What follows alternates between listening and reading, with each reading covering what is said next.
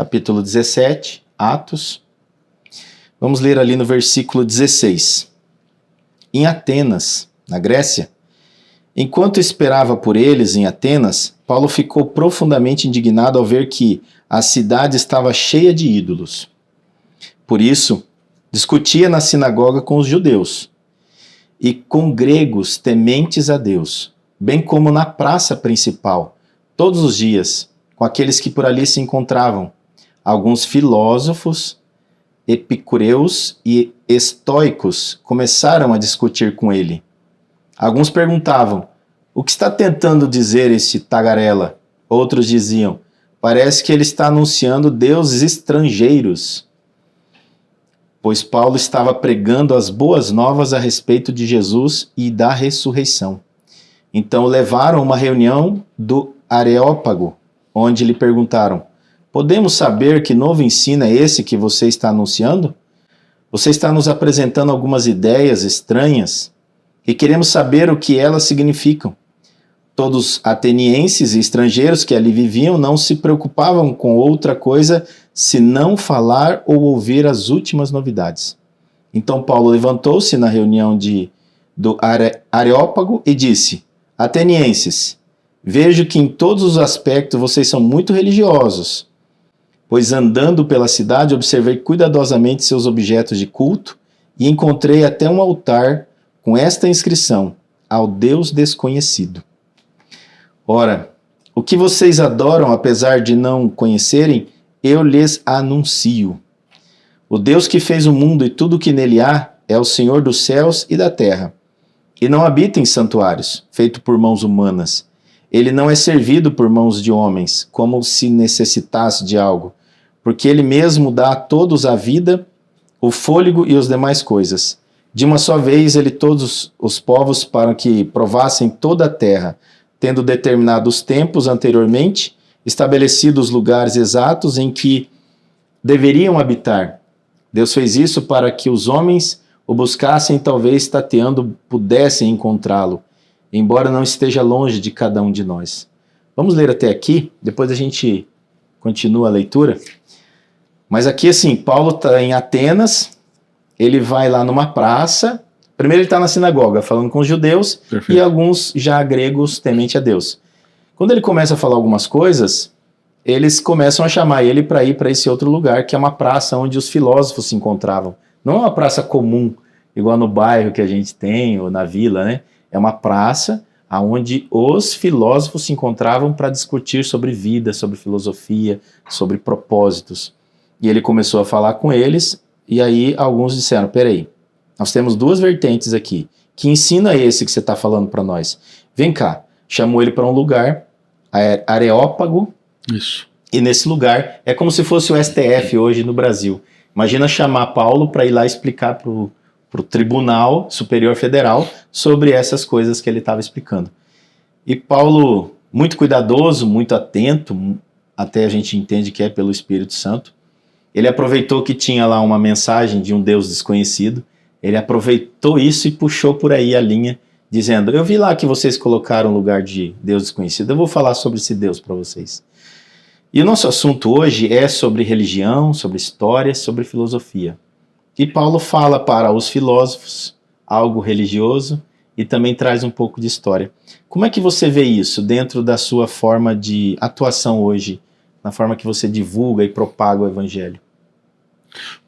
É interessante essa passagem pelo seguinte: Paulo, ele vem da conversão dele, né, já há alguns anos, e ele está numa viagem missionária. Eu não lembro agora qual que é a viagem propriamente dita, primeira, segunda, terceira viagem dele.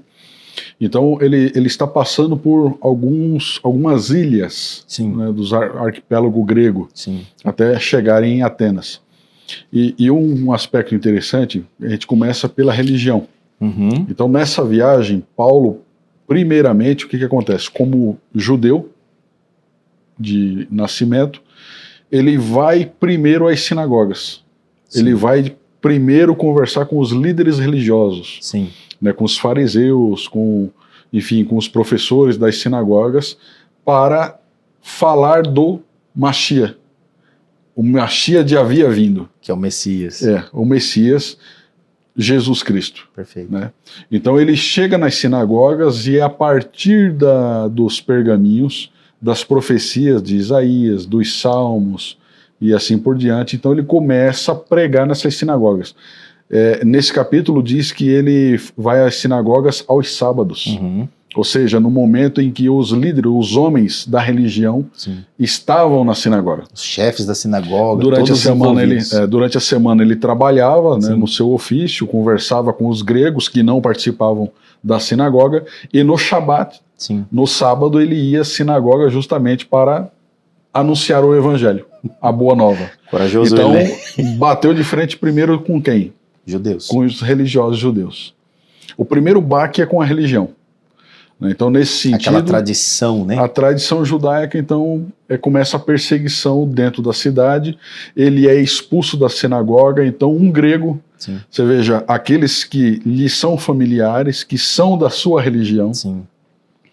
que creem na Torá, que creem em Moisés, em Abraão, Isaac e Jacó, não aceitam ouvi-lo e não creem no Messias. Esperavam o Messias junto Esperavam o Messias o que tivesse expulsado os romanos, que tivesse sido reconduzido ao trono de Israel e assumido o trono de Davi, restabelecido a normativa do templo, reerguido o palácio e assim por diante. Então não foi isso que aconteceu. E aí aparece Paulo pregando, olha, o Messias veio, mas quem foi? Não, foi José, foi Jesus, filho de José, que era um carpinteiro, morreu, foi crucificado. Não, para. Não é isso aí que nós queremos. Todo o Império Romano, não é isso de religião que nós queremos. Lá em Nazaré, como assim, né? Então pode vir alguma coisa boa de Nazaré? Então, assim, não é isso que nós queremos. Então, os religiosos não aceitam o evangelho. Sim.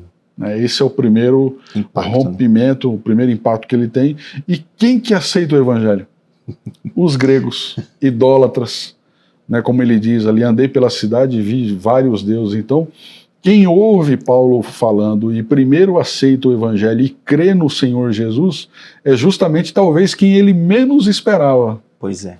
Aliás, ele esperava por conta da profecia, né, que havia sido escolhido para anunciar aos gentios. Sim. Então ele chegava e anunciava o evangelho primeiro aos de sua nação. Sim. E depois ele se voltava. Então, o primeiro que crê ali, Jason.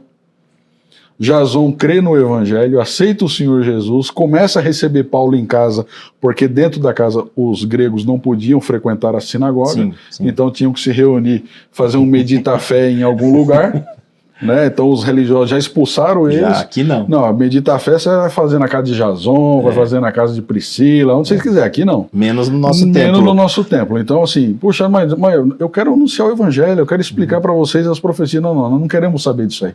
Nós estamos aqui bom na tradição, tá tudo certo, tá tudo estabelecido, tá tudo constituído, aqui nós não aceitamos isso. Então, os falsos religiosos, né? É interessante, para a gente chegar no aspecto, você vê que como é atual isso aí, né? Então esses religiosos que não querem ouvir falar do evangelho, eles vão pelas cidades, está escrito que eles recrutam as piores pessoas da cidade e falam para essas pessoas, olha, nós vamos fazer um tumulto e nós queremos que vocês peçam a cabeça de um camarada chamado Paulo. Sim. E é isso que eles fazem, né? Então eles causam esse tumulto e tal. Então, quando Paulo ele é chamado a esse Areópago para proferir, né, o que era esse evangelho para os gregos, então, de fato, era algo que eles não tinham consciência por conta justamente pela tradição histórica e religiosa. Então, o mundo era dividido, era um porto, então pessoas de vários locais, de várias nações, a religião grega e romana havia se mesclado, né? Então, assim, você veja que fazendo um paralelo com o que nós temos hoje, como eu tenho trabalhado a partir disso, é justamente através desse paralelo. Sim. Porque você veja que repete-se muito isso.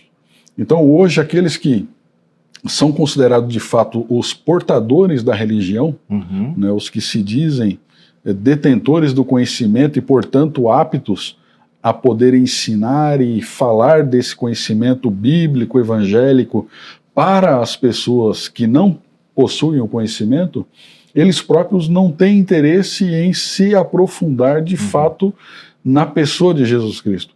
Sim. Então a história que se repete de certa forma. Sim. Porque passados 2000 anos, e a gente vai ver isso durante toda a história do cristianismo, sempre tem alguém dizendo assim, eu estou apto para ensinar, e sempre aparece alguém de fora dizendo, olha, talvez aquilo que você compreendeu, que você tenha como sendo a razão dos fatos, mesmo a partir da fé, não seja de fato aquilo. Precisa ser revisto, né? Você precisa se aprofundar, olha, não é bem isso, tal. Então há sempre o quê? Uma rejeição. Após a rejeição vem a perseguição, Sim. né, e após a perseguição, o completo afastamento do Evangelho, das palavras do Senhor, porque falar do Senhor Jesus, da pessoa do Senhor Jesus, ainda incomoda Sim. muita gente, e principalmente aqueles que amam o poder.